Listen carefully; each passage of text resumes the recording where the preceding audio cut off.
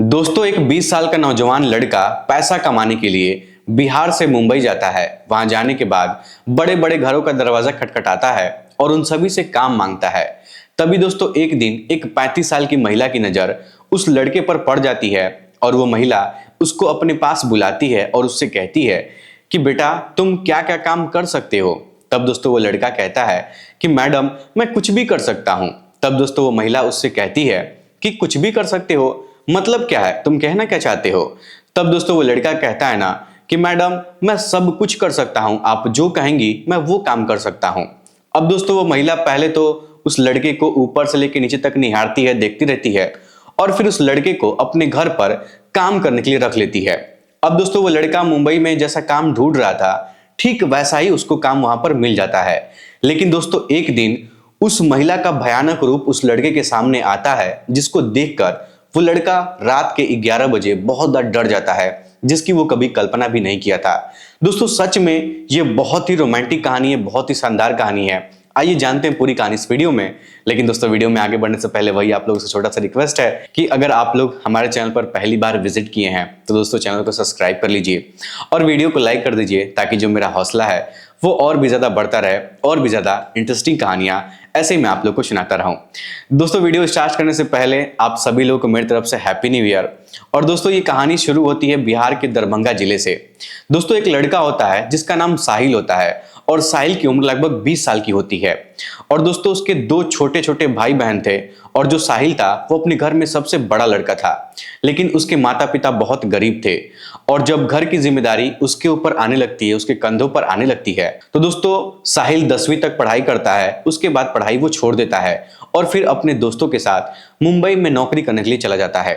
अब दोस्तों जो साहिल के दोस्त लोग थे ना, वो लोग मुंबई में रहकर कोई पेंटिंग का काम करता था, कोई सोफा बनाने का काम करता था, कोई सेटरिंग का काम करता था। तो दोस्तों साहिल को ना ये सब काम पसंद नहीं आ रहा था, उसको अच्छा नहीं लगता था। अब दोस्तों साहिल जब 2 महीने तक मुंबई में रहकर अपने दोस्तों के साथ काम काज करता है तो उसकी तबीयत बहुत ज्यादा खराब हो जाती है। तो उसके दोस्त लोग उससे कहते हैं कि लगता है कि तुमको मुंबई का पानी सूट नहीं कर रहा है, तुम एक काम करो, ये सब काम हम छोड़ के तुम घर चले जाओ, तुम यहाँ पर काम नहीं कर पाओगे। लेकिन दोस्तों साहिल सोचता है कि घर पर बहुत गरीबी है, अगर पैसा नहीं कमाऊंगा तो घर का खर्चा कैसे चलेगा। अब दोस्तों यही सब सोचकर साहिल दूसरा काम ढूंढने लगता है। अब दोस्तों साहिल जब मुंबई में बड़े बड़े बंगलों को देखता है तो वो सोचता है कि इस घर के अंदर भी तो कोई ना कोई काम करता ही होगा, अगर इस घर के अंदर हमें कोई काम मिल जाता तो बहुत अच्छा होता। अब दोस्तों इसीलिए ना यही सब सोचकर साहिल जो है वो बड़े बड़े घरों का दरवाजा खटखटाने लगता है। लेकिन दोस्तों जब भी कोई दरवाजा खोलता था तो साहिल को देखकर वो लोग दरवाजा बंद कर दिया करते थे, क्योंकि दोस्तों आप लोग तो जानते ही हैं कि मुंबई जो शहर है बहुत बड़ा शहर है और अनजान व्यक्ति को कोई भी अपने घर के अंदर नहीं घुसने देता है। इसीलिए कोई भी उसको काम पर नहीं रख रहा था, काम दे ही नहीं रहा था।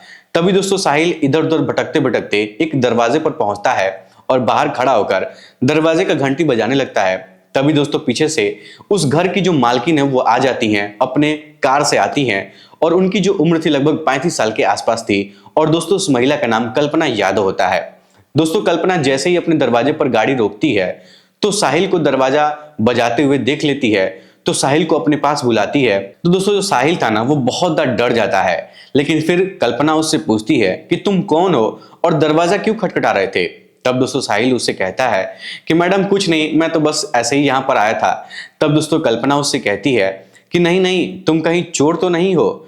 तब दोस्तों साहिल कहता है कि अरे नहीं मैडम, मैं बहुत गरीब लड़का हूं, मैं कोई चोर नहीं हूं, मैं तो दरवाजा इसलिए खटखटा रहा था ताकि कोई अंदर से आएगा तो मैं उससे पूछूंगा कि अगर घर में कोई काम होगा तो मुझे बता दे, मैं काम करने के लिए तैयार हूं, मुझे काम चाहिए। तब दोस्तों कल्पना उससे कहती है कि घर के अंदर कोई नहीं रहता है, मैं इस घर की मालकिन हूं, ये जो घर है वो मेरा है, अगर तुमको काम चाहिए तो तुम मुझे बताओ कि तुम क्या काम करते हो। तब दोस्तों साहिल उससे कहता है कि मैडम मैं कोई भी काम कर सकता हूं, आप जो कहेंगी मैं वो कर सकता हूं। तब दोस्तों कल्पना साहिल को ऊपर से नीचे तक निहारती है, ध्यान से देखती है और फिर साहिल से कहती है कि क्या तुम पैसे के लिए किसी का खून भी कर सकते हो? अगर मैं तुमको 4-5 करोड़ रुपए किसी से दिलवाऊंगी, किसी से पैसा तुमको मिल जाएगा 4-5 करोड़ रुपए, तो क्या तुम किसी की जान ले सकते हो?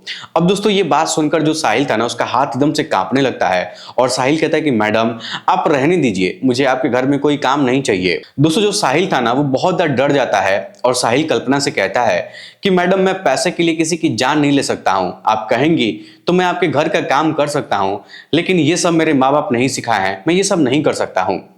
दोस्तों साहिल कल्पना के सामने हाथ जोड़कर उनसे कहता है कि मैडम मैं यहां से जा रहा हूं, मुझे काम नहीं चाहिए। तभी दोस्तों कल्पना उसको अपने पास बुलाती है और उससे कहती है कि मैं तुम्हारा परीक्षा ले रही थी, मैं सोच रही थी कि कहीं तुम भी उन्हीं लोगों में से तो नहीं हो जो पैसे के लिए कुछ भी कर सकते हैं। कोई बात नहीं, तुम्हारा व्यवहार मुझे बहुत अच्छा लगा है, तुम हमारे घर में रहकर काम कर सकते हो, मैं तुमको काम पर रख सकती हूँ। तब दोस्तों साहिल पूछता है ना कि मैडम मुझे क्या काम करना होगा? तब दोस्तों कल्पना कहती है कि ज्यादा कुछ नहीं है, घर की साफ सफाई करना है, घर का देख रेख करना है, बस घर के अंदर ही तुमको काम करना है और सैलरी की कोई बात नहीं है, तुम जितना सैलरी कहोगे मैं तुमको दे दिया करूंगी। तब दोस्तों साहिल कहता है ना कि मैडम ठीक है, मैं कल आपके घर पर आऊंगा और सारा अपना सामान लेकर आऊंगा, तो कल से काम शुरू करूंगा। अब दोस्तों इस तरीके से जो कल्पना थी अपना कार लेकर अपने घर के अंदर चली जाती है और जो साहिल था वो दरवाजे से ही वापस अपने दोस्तों के पास चला जाता है और अपने दोस्तों के रूम पर जाकर उनको बताता है कि भाई हमको बहुत अच्छा काम मिल गया है, मैं कल से अब वहीं पर रहूंगा। अब दोस्तों इस तरीके से साहिल अपने दोस्तों के रूम से सारा सामान अपना एक बैग में पैक करता है और पैक करने के बाद अगले दिन कल्पना मैडम के घर पर पहुंच जाता है।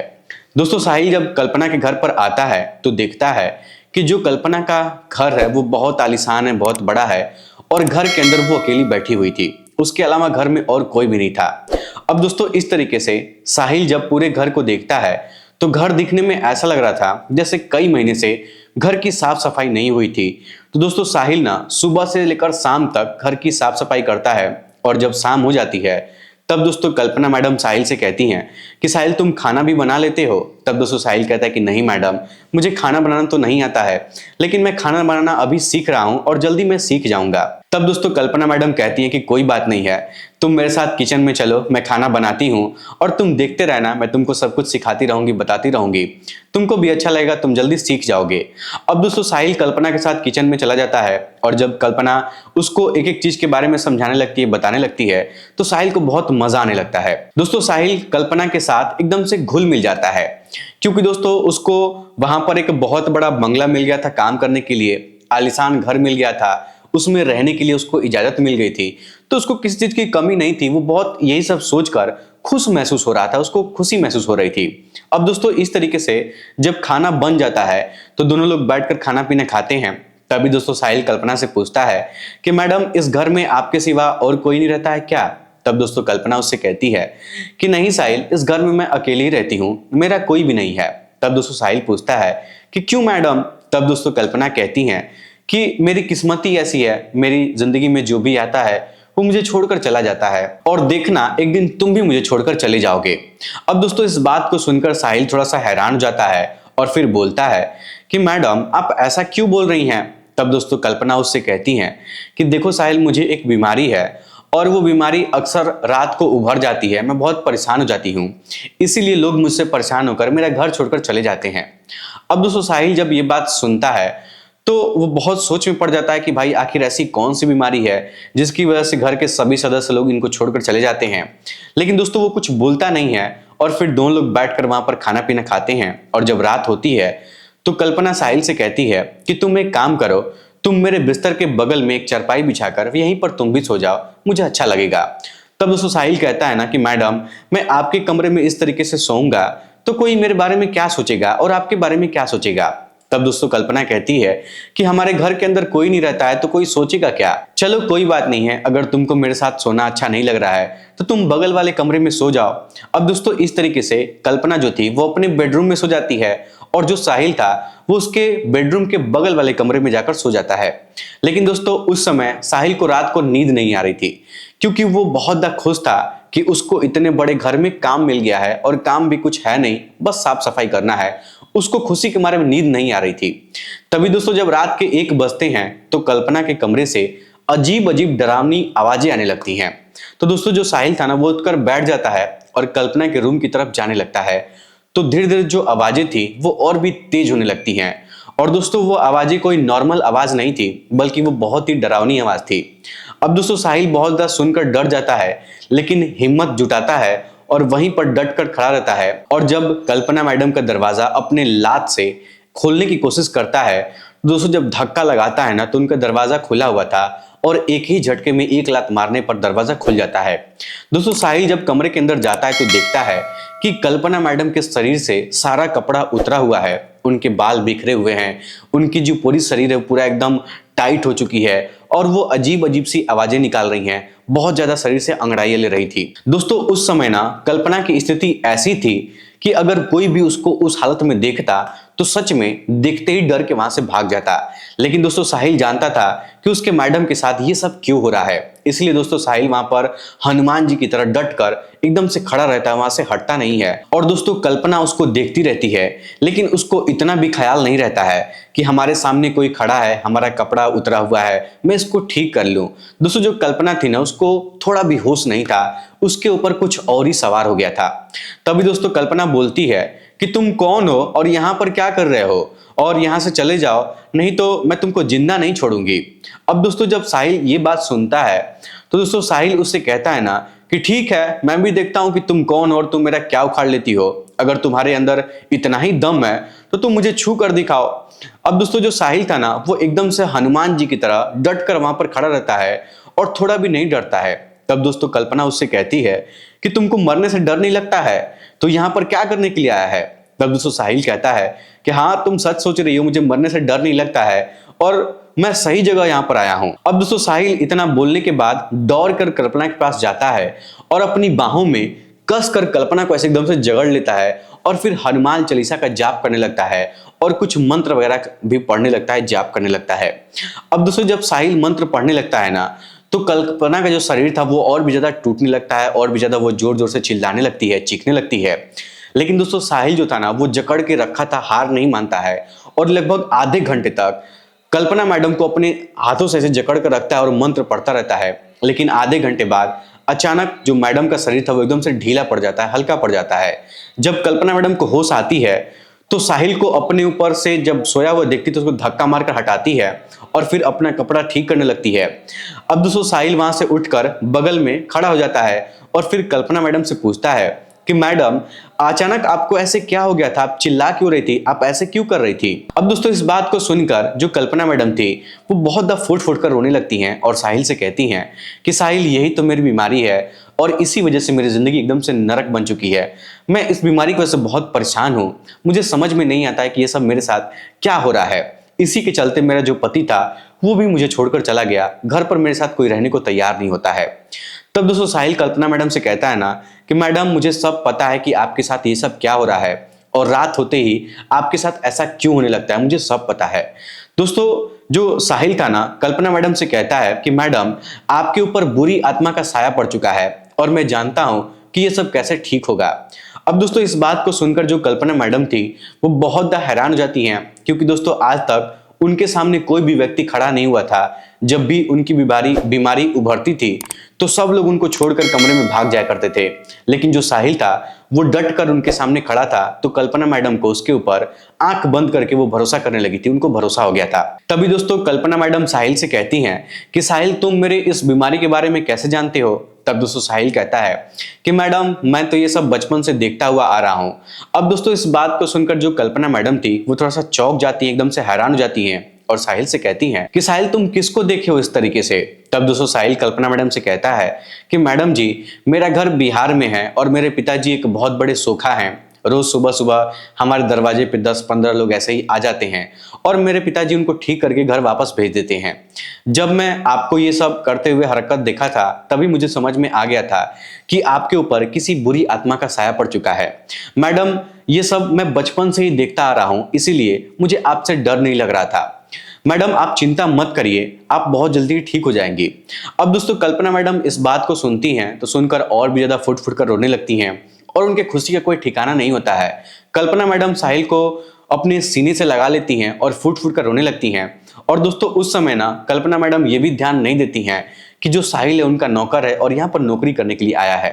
तभी दोस्तों कल्पना मैडम कहती हैं कि साहिल मुझे तुम्हारी बातों पर यकीन नहीं हो रहा है। तब दोस्तों साहिल कहता है कि मैडम आप मेरा यकीन करो, मैं आपको ठीक कर दूंगा, लेकिन इसके लिए आपको मेरे साथ मेरे गांव चलना पड़ेगा और मेरे पिताजी से आपको मिलना पड़ेगा। अब दोस्तों कल्पना मैडम कहती है कि ठीक है, तुम जहां भी मुझे लेकर चलोगे मैं तुम्हारे साथ चलने के लिए तैयार हूं, लेकिन तुम मुझे छोड़कर नहीं न जाओगे। तब दोस्तों साहिल कहता है कि मैडम इस हालत को देखकर मैं तो अब आपको और छोड़कर नहीं जाऊंगा, जब तक आप ठीक नहीं हो जाएंगी तब तक मैं जीवन भर आपके साथ रहूंगा। अब दोस्तों इस तरीके से आधी रात बीत जाती है, बीत चुकी थी। तो फिर कल्पना मैडम साहिल से कहती है कि साहिल तुम एक काम करो, मेरे बगल में खटिया बिछाकर सो जाओ, मेरे पास रहोगे तो मुझे डर नहीं लगेगा। दोस्तों साहिल भी मना नहीं करता है और उनके बगल में खटिया बिछाता है और वहीं पर आसपास में ही दोनों लोग सो जाते हैं। अब दोस्तों इस तरीके से जब 15 से 20 दिन का वक्त गुजरता है और जब नवरात्रि का महीना स्टार्ट हो जाता है, तब दोस्तों साहिल कल्पना मैडम को मुंबई से बिहार के दरभंगा जिले यानी कि अपने गांव में लेकर जाता है और फिर अपने पिताजी से मैडम की सारी बातें बताता है कि उनके साथ क्या प्रॉब्लम हो रही है। तो दोस्तों उसके पिताजी जब कल्पना मैडम को देखते हैं तो उससे कहते हैं कि ये बीमारी तो बहुत गंभीर है और ये बीमारी आपको बचपन से है। तब दोस्तों कल्पना मैडम कहती हैं कि हाँ आप सही कह रहे हैं, मैं बचपन से ही परेशान हूं। तब दोस्तों साहिल के पिताजी उससे कहते हैं ना कि देखिए इसके लिए 5-6 दिन का समय लगेगा, यहाँ पर आपको रुकना पड़ेगा, पूजा पाठ होगा, हवन होगा, बहुत सारी तंत्र विद्याएं होंगी और आप ठीक हो जाएंगी। तब दोस्तों कल्पना कहती है ना कि मुझे कोई ऐतराज नहीं है, मैं आप लोग के घर पर 5-6 दिन तक रुक जाऊंगी, मैं तो बस चाहती हूँ कि मैं कैसे भी ठीक हो जाऊं। अगर मैं ठीक हो जाऊंगी ना तो सच में मेरी जिंदगी का सबसे बड़ा मकसद पूरा हो जाएगा। अब दोस्तों इस तरीके से साहिल के जो पिताजी थे वो बिहार के बहुत बड़े सोखा थे, उनका बहुत नाम था और बहुत सारे लोगों को वो ठीक भी किए थे। तो दोस्तों इस तरीके से कल्पना मैडम उनके घर पर 5 दिन तक रहती हैं और नवरात्रि में पूजा पाठ होता है। और दोस्तों जो साया कल्पना मैडम के ऊपर बचपन से ही रह रही थी, साहिल के पिताजी उसके शरीर से उसको दूर भी कर देते हैं। और जब कल्पना मैडम अपने वास्तविक रूप में आती हैं तो दोस्तों एकदम से वो फूट फूट कर रोने लगती हैं, क्योंकि दोस्तों बचपन से ही ना वो साया उनको जकड़ रखी थी, उनके ऊपर हावी हो गई थी और जैसा उसका मन करता था वैसा उस मैडम के साथ करती थी। लेकिन दोस्तों जब वो साया कल्पना मैडम के शरीर को छोड़कर चली जाती है तो कल्पना मैडम अपने शरीर को बहुत हल्का महसूस करती हैं। अब दोस्तों इस तरीके से कल्पना मैडम साहिल के पिताजी को बहुत धन्यवाद करती हैं और 10 लाख रुपए का उनको इनाम भी देती हैं। उनका जो टूटा फूटा घर था उनको भी बनवाती हैं। और दोस्तों कल्पना मैडम ना साहिल की पूरी जिंदगी एकदम से बदल देती हैं, उसकी जिंदगी संवार देती हैं। अब दोस्तों इस तरीके से फिर से साहिल अपनी मैडम के साथ मुंबई चला जाता है और अपने मैडम के साथ उनके घर पर हंसी खुशी रहने लगता है। अब दोस्तों जब धीरे धीरे वक्त गुजरता है तो कहीं ना कहीं कल्पना मैडम को साहिल से प्यार हो जाता है। और दोस्तों जब दोनों लोग एक ही घर में रहने लगते हैं, कि साथ खाना बनाते हैं, खाते हैं, कि साथ सोते हैं, तो कहीं ना कहीं साहिल को भी कल्पना मैडम से प्यार हो जाता है। वो अलग बात थी कि कल्पना मैडम की जो उम्र थी वो काफी ज्यादा थी, साहिल से 15-16 साल बड़ी थी। अब दोस्तों इस तरीके से कल्पना मैडम जब पूरी तरीके से ठीक हो जाती हैं तो ठीक होने के 3 साल बाद कल्पना मैडम साहिल को घर जमाई बनाकर उससे शादी कर लेती हैं और उसके साथ हंसी खुशी अपना जीवन बिताने लगती हैं। क्योंकि दोस्तों कल्पना मैडम जब 25 साल की थी ना तभी से उनके ऊपर वो साया आ गई थी और कल्पना मैडम के पिताजी माताजी कई जगह उनका इलाज करवाए थे, लेकिन कल्पना मैडम ठीक नहीं हुई थी। तो कल्पना मैडम के माता पिता लोग सोचे थे कि हमारी इकलौती बेटी है, हम लोग के पास करोड़ों रुपए की प्रॉपर्टी है, किस चीज की कमी नहीं है, तो क्यों ना सारी प्रॉपर्टी इसके नाम करा दिया जाए अपनी लड़की की और कोई घर जमाई लड़का देखकर इसकी शादी करवा दिया जाए जो इसका देखभाल कर सकता है। तो दोस्तों कल्पना मैडम की शादी एक लड़के से हुई थी और वो लड़का कल्पना मैडम के घर पर घर जमाई बनकर रहता था। लेकिन दोस्तों उनकी जो बीमारी थी उसको देखते हुए उनका पति बहुत ज्यादा डर जाता था और इसी वजह से उनको छोड़कर चला गया था और कल्पना मैडम अपने घर पर तभी से अकेले रहने लगी थी। तो कुछ दिन बाद उनके माता पिता भी गुजर गए थे, तब से वो एकदम से अकेली पड़ चुकी थी। उसके बाद दोस्तों कल्पना मैडम की मुलाकात साहिल से हुई थी और दोस्तों इस तरीके से साहिल कल्पना मैडम को पूरी तरीके से ठीक करता है और फिर कल्पना मैडम से शादी करके घर जमाई बन के हंसी खुशी उन्हीं के घर में रहने लगता है। दोस्तों अगर देखा जाए तो साहिल की किस्मत भी बहुत अच्छी थी कि बना बनाया सब कुछ मिल गया, करोड़ों रुपए की प्रॉपर्टी मिल गई, धन दौलत मिल गया, बीवी मिल गई, सब कुछ ठीक हो गया, उसके जीवन में किसी भी चीज की कमी नहीं है। तो दोस्तों ये थी आज की कहानी। ये कहानी आपको कैसी लगी हमें कमेंट बॉक्स में आप लोग जरूर बताइएगा। और आप लोग इस कहानी को कहां से सुन रहे हैं, किस देश प्रदेश से, किस जिले से आप लोग देख रहे हैं, आप लोग अपना नाम और अपनी जगह का नाम कमेंट बॉक्स में हमें जरूर बताइएगा ताकि अगली वीडियो में मैं आप लोग का नाम ले सकूं। चलिए दोस्तों फिलहाल आज के इस वीडियो में इतना ही। वीडियो पसंद आए तो वीडियो को लाइक, चैनल सब्सक्राइब जरूर करिएगा। आप सभी लोग का बहुत बहुत धन्यवाद और एक बार फिर से मेरी तरफ से आप सभी लोग को हैप्पी न्यू ईयर आप लोग अच्छे से रहिए, नया साल में कुछ अच्छा काम करिए, पुराने साल में जो भी आप लोग कुछ किए हैं उसको भूल जाइए और एक नए सिरे से नए साल की शुरुआत करिए।